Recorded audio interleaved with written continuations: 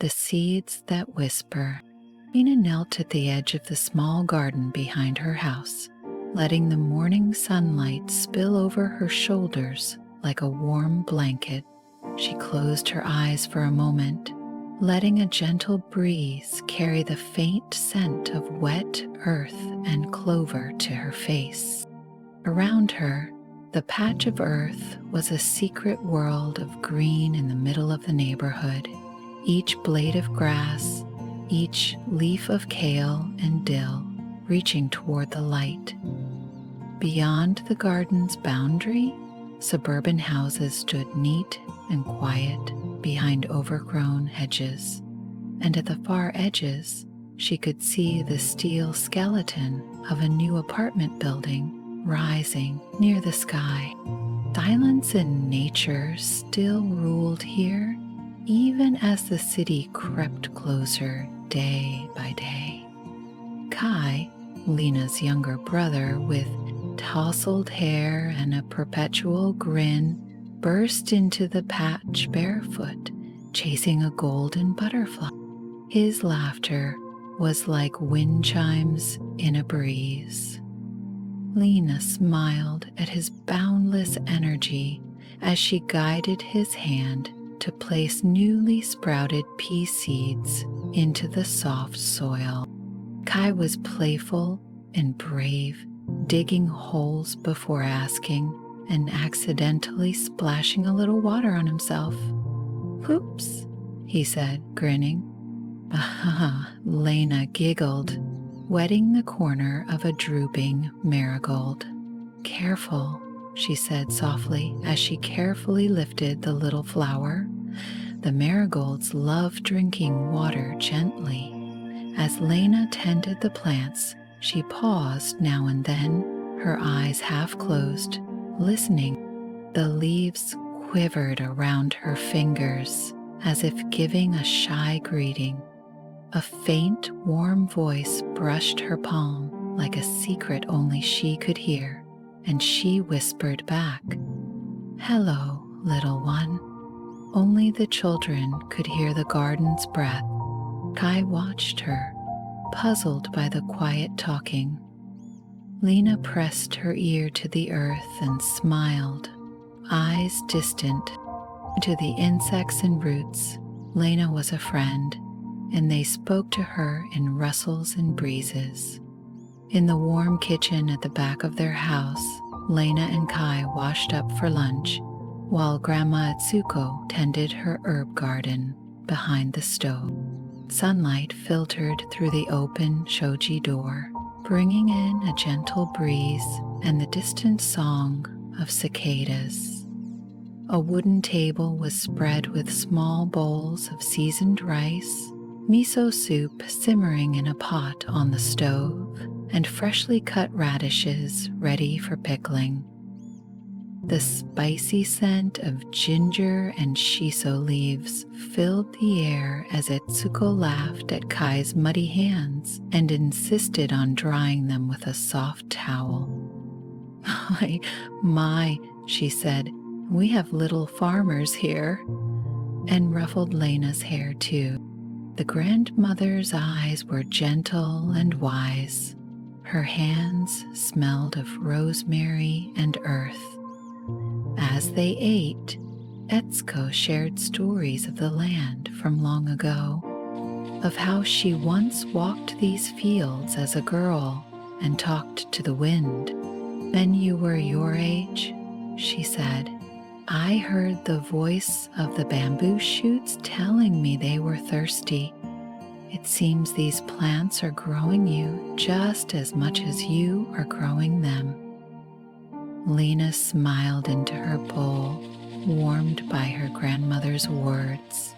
The kitchen's wooden walls were covered in photos of family on rice terraces and an old farmhouse in springtime, and Lena felt connected to those memories. Every sip of soup tasted of home and history, and even Kai listened in quiet wonder. Across the garden, under the shade of a cherry tree, Mr. Yamato crouched by a row of basil and mint. Len and Kai ran over to him, wiping their hands on their aprons. The old gardener nodded at them in greeting, his face lined with years of sunshine and soil. His straw hat was covered in specks of dried mud, and he hummed softly as he worked. A gentle breeze played with the bamboo wind chimes hanging in the tree above, and Lena could almost hear their soft music. A curious sparrow hopped onto his rake, and Mr. Yamada chuckled. "This little friend helps keep the bugs away," he said. Kai giggled as the bird cocked its head at him, and Yamato gently shooed it off when it tried to nibble at a leaf. "Good morning," Yamato said in a voice as soft as the breeze. "The plants are very grateful this morning. They were hoping you two would visit." Lena beamed. Mr. Yamato always knew exactly what to say to make the garden feel alive.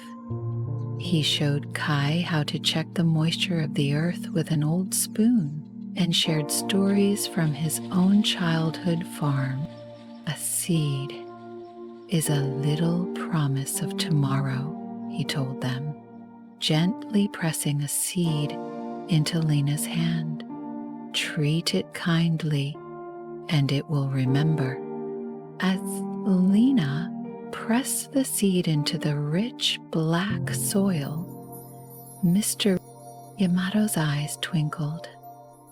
"Every garden has a spirit," he murmured, more to himself than to the children. Kai looked around expectantly. "You might catch a glimpse of ours if you're quiet," the old man said, smiling. Lena wondered if he could see the sprout spirit, or if he meant something else. She silently thanked him. On days like this, it felt like the earth itself was watching out for her. Naomi, the teenage girl who lived next door, leaned on the weathered wooden fence separating her yard from the field. She watched Lena and Kai with folded arms and an amused half smile. At 16, Naomi felt too old for childhood games, and listening to plants felt very much like play acting to her. She kicked a pebble, her long hair swinging around her shoulders, and said dryly, "You guys talking to vegetables again?" Lena offered her a small sunflower seed. "Try it," Lena encouraged. "Maybe it will whisper to you." Naomi just shook her head. She already had enough on her mind. College applications, her best friend moving away, and the idea that a plant might whisper anything to her sounded silly. Nevertheless, she pocketed the seed Lena gave her before rolling her eyes. Maybe she kept it out of politeness, maybe out of a tiny curiosity. She remained skeptical, staring down at the rows of seedlings as if they were hiding a secret she couldn't hear. Naomi took a sip of iced tea and watched Lena and Kai wade waist-deep into the green patch, whispering and smiling. She shrugged and walked back to her own garden, the seed warm against her thigh as her fingers brushed it through the denim of her pants. In her kitchen, later, Naomi found herself gently rolling the seed in her hands, still listening for that whisper. But all she heard was the distant chiming of the wind chimes from next door, and she shook her head. By bedtime, she half expected the seed to sprout under her pillow. It did not. The next morning, Lena and Kai woke to a different sight. Wood stakes and bright orange flags dotted the edge of the garden, and beyond them were rumbling earth-moving machines. and neatly stacked piles of construction material. Even from the yard, the hum of saws and drills was louder than usual. Lena felt a knock tighten in her stomach. "They're surveying the land," Mr. D'Amato said softly, appearing behind them. He wore his wide-brimmed hat low over his eyes. "The city plans to build on this plot."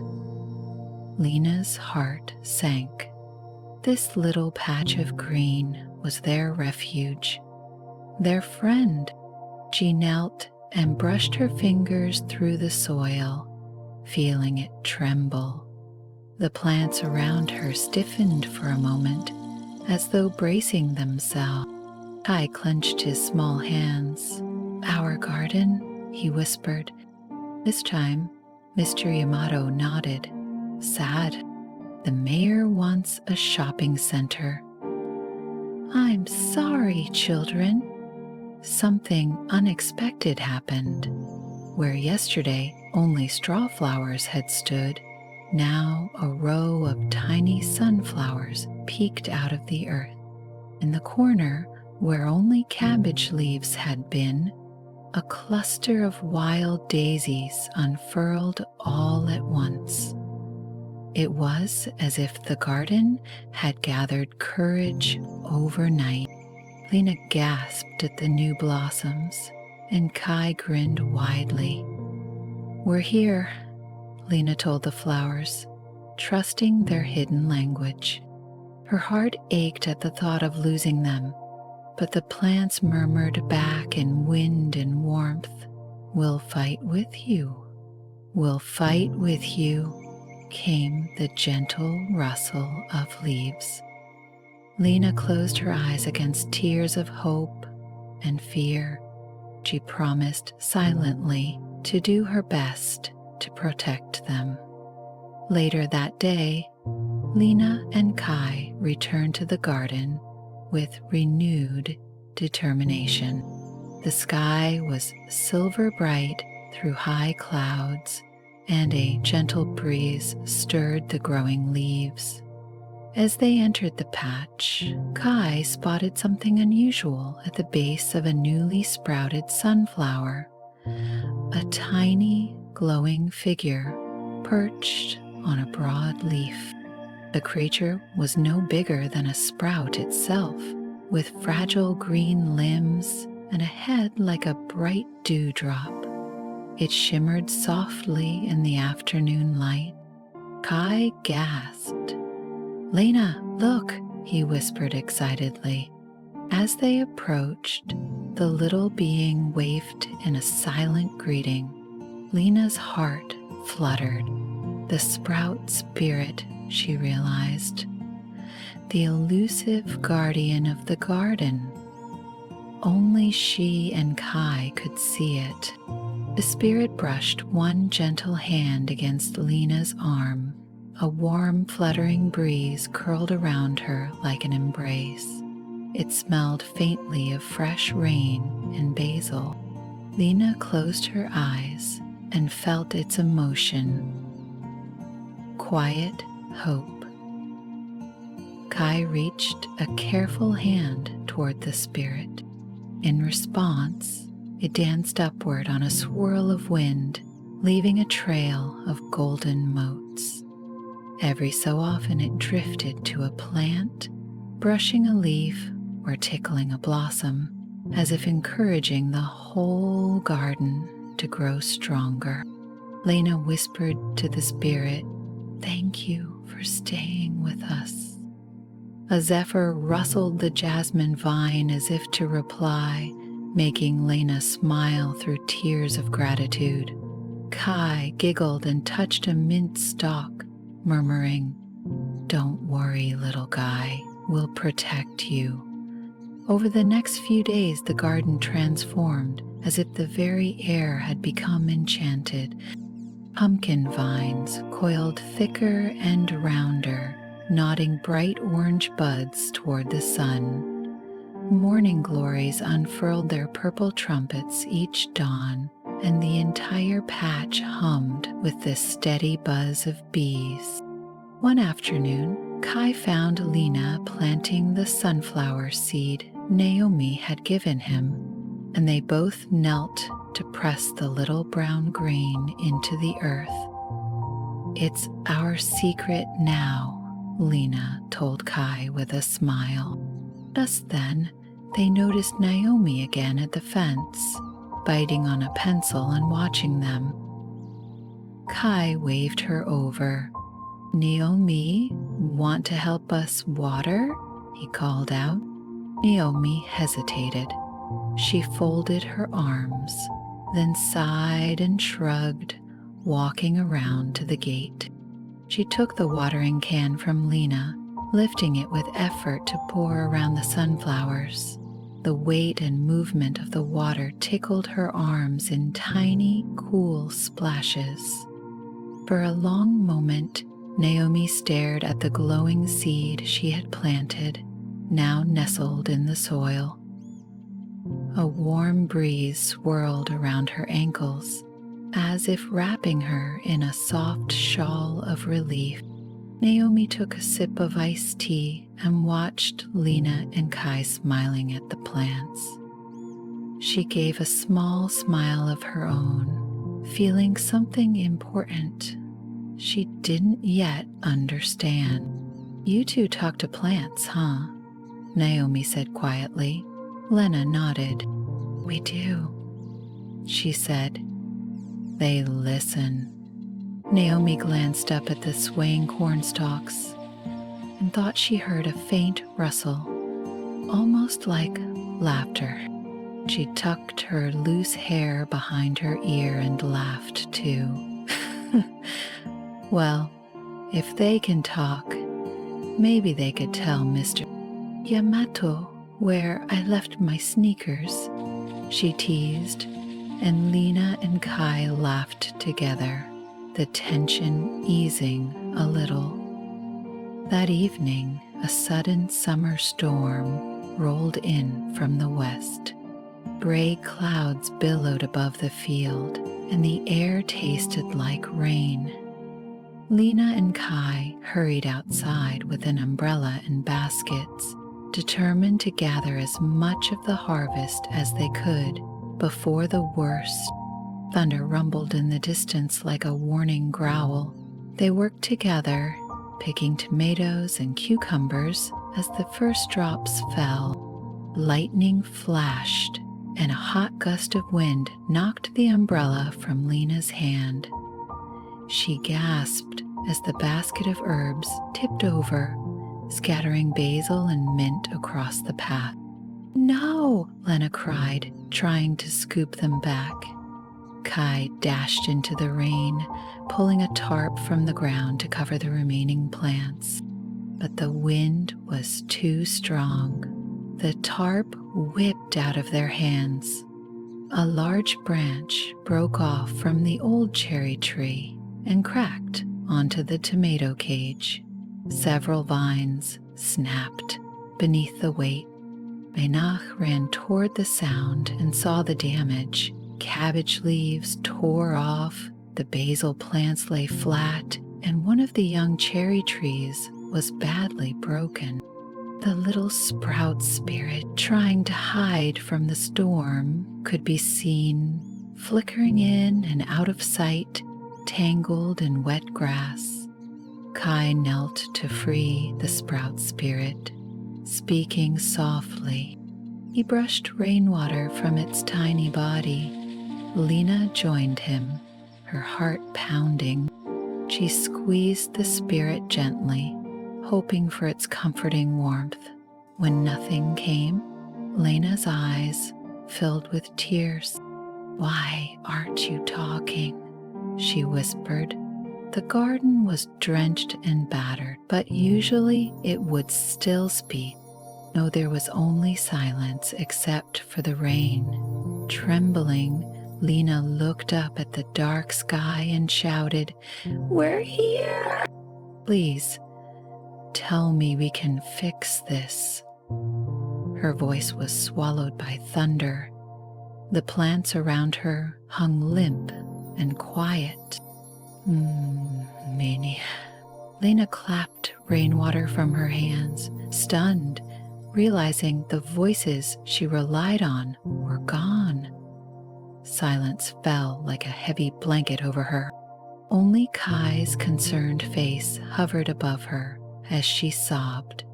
The next morning, Lena and Kai returned to the garden feeling broken-hearted but determined.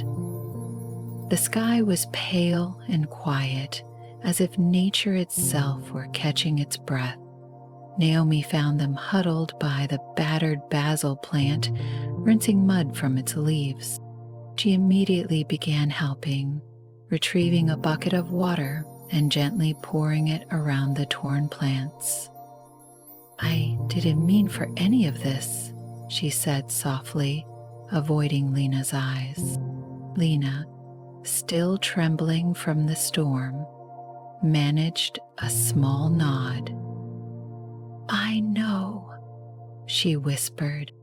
The tension of the night's tears still clung to her. Kai wrapped an arm around Lena's shoulders and helped hold up the spray of a broken mint branch. Together, they carefully tied the limp stems back onto the stake with strips of cloth. The garden was quiet now, but in its silence, the children could feel it listening. Mr. Yamato arrived soon after. Leaning on his cane, the old gardener silently surveyed the damage: upturned soil, bruised tomatoes, snapped stems. He fetched his small hand rake and helped scoop the mud off the basil's roots. As he worked, he hummed a low song of renewal. Grandma Etsuko soon appeared with a thermos of warm ginger tea and soft cloths. "Vuntot be sick. I thought you might get cold," she said, wrapping Lena's shoulders. The children sipped the tea gratefully. "My roots were broken many times," Etsu said gently, recalling a distant memory of hardship. "But the soil always welcomes them back. The garden remembers your care." Lena held the little sprout spirit in her hands, rocking it softly. At last, the tiny being stirred and looked up at her, its light steady and kind, as if echoing an unseen promise. Lena felt the words through the storm's hush. "All is well. Grow on." After the storm cleared, Lena and Kai were determined to save the garden. They collected handfuls of seeds from the still healthy plants: sunflower seeds, mint seeds, tiny peas, all the little treasures of their patch. They carried them with them when the mayor agreed to meet them in person by the gate of the lot. Mayor Glenn arrived in a gray suit, clipboard in hand, surveying the area with a business-like frown. Lena felt suddenly shy, but Kai squared his shoulders and stepped forward. "Sir, please," he began, voice small but earnest. "This garden means everything to us. The plants are like our family. If you build the shopping center, it will be gone." The mayor looked down at the children. He was not unkind. He simply had never heard this kind of plea before. "I'm sorry," he said softly, lowering his clipboard. "But the city needs development. This land was meant for the new mall." Lena clutched the little sprout spirit hidden in her hands, and Kai held out the handful of seeds. We want you to have these seeds, sir. Kai said, pressing them into the mayor's palm. "Will help you remember our garden." The mayor looked at the plain brown seeds, then at the hopeful faces of the children. In that quiet moment, something changed in him. A memory, perhaps, of a childhood garden he had loved. He placed the seeds gently in his pocket. "All right," Mayor Glenn said after a long pause, giving a small smile. "I can find a way to protect part of this garden. We'll design the center around it. The flowers and trees can stay." Lena felt the sprout spirit tugging gently at her palm. Outside, the sun broke through clouds again, bathing the garden in golden light. The plants seemed to lean toward the children, as if in relief. Lena pressed her ear to the ground and heard, once more, the familiar rustle of voices. From deep in the earth came a soft murmur. "Thank you." Relief and joy swept through the garden. Lena and Kai cheered quietly, hugging each other in the warm sunshine. Even Mr. Yamato gave a soft clap, and Naomi, who had been standing back a bit, smiled widely. It felt like a true victory. Over the next days, the construction crews went to work, but not one tree was touched. Workmen placed gentle barriers around the treasured plants, and a careful path was drawn through the lot. Linda, a site foreman, stopped to ask Lena which flowering vines needed protection. Lena and Kai took turns guiding her, showing the paths used by rabbits and ways to avoid stepping on babies sprouting from the soil. Naomi and Mr. Yamato helped too, tying up tender shoots to stakes so they would grow upward under careful watch. Everyone from the neighborhood seemed to pitch in. For a moment, only the children's laughter and a distant robin's chirp could be heard. Lena brushed a handful of wet soil through her fingers. It smelled like rain and hope. Even the sun seemed to celebrate, peeking through the clouds and bathing the garden in a warm golden light. Tiny droplets on a bright rose petal shimmered in that ray as if winking at them. Naomi, standing a little apart, had tears of relief in her eyes. The smile on Mr. Yamato's face made Lena's own grin feel twice as big. Evenings at Lena's house were cozy once more.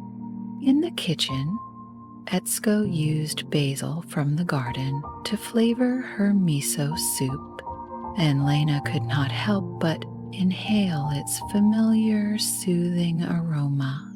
She and Kai sipped warm tea at the table and listened to the kettle whistle. The spicy ginger they had brought the morning after the storm had warmed them then. Tonight it tasted of victory and new beginnings. Outside, the sky bloomed into twilight. Through the window, Lena saw the first stars appear, joining the distant city lights. Fireflies began to flicker among the tomato vines outside the porch, like tiny lanterns dancing in celebration. The only sound was the soft whistle of the tea kettle and Etsuko's gentle hum from the next room, a lullaby after the storm. It was peaceful, and Lena felt a quiet happiness glowing inside her. By the end of summer, a sign appeared at the corner of the site, Green Grove Plaza. In harmony with nature. Grand opening next month, it said. Lena laughed softly. The seeds of the Guardian story would grow for everyone to see. She squeezed Kai's hand and said, "We did it." Outside, the jasmine vines leaned closer to the porch light, as if in celebration. High in the corner of the garden, the little sprout spirit tucked itself into the soil, exactly where the cherry tree's roots would one day run deep. Lena's eyes were heavy with sleep as she watched it glow faintly and then fade away. Smiling at the sight, she whispered, "Good night, friend." And long after the city grew up around their street, Lena knew the garden's voice would always be listening for her, as she would always listen for it in return.